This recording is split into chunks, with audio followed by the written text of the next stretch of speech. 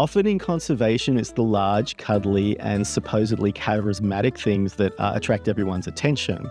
And when you think of a tiny snail, it doesn't first come off as being the most charismatic thing. But when you first see one and how sparkly and shiny the shell is, and it's perfectly formed as a snail, it's actually quite easy to fall in love with. My name's Adam Cistern, and I'm a Senior Project Officer with the NRM South Biodiversity Program.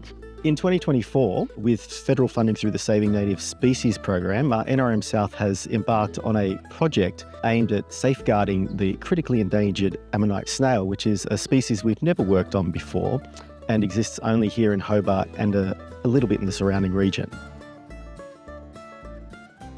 So this is the type of habitat that we'd usually be looking for Ammonite snails in. You've got the moss-covered dolerite rocks that we find them under.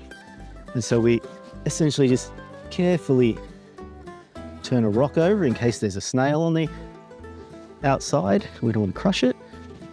And we take a look under, and occasionally we find a snail. So once we turn the rock over, we look at the underside of the rock and we see there's no snails on the underside. There's also no live snails under this rock, but there does appear to be a shell from a dead snail. I don't know if it's an Ammonite snail yet, but we can collect this as a voucher. This would be an occurrence. I just collect it with my finger into the jar.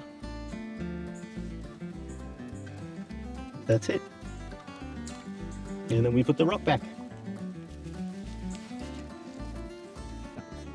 We don't know for sure how many Ammonite snails there are, but it is estimated that there might be about 200 adult individuals.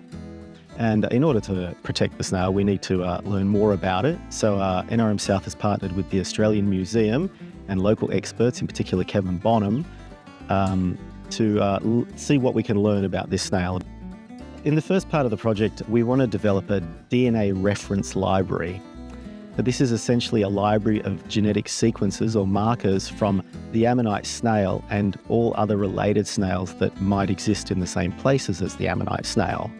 This is important for us to then go and develop a technique to sample for the environmental DNA so that we can detect the Ammonite snail amongst all the other snails that may have been there. The second part of this project is to develop a distribution model for the Ammonite snail so that we can predict where we think the Ammonite snail may exist within its range. And to do this, we use known occurrences of Ammonite snails and also new occurrences of Ammonite snails that we might detect with our eDNA techniques.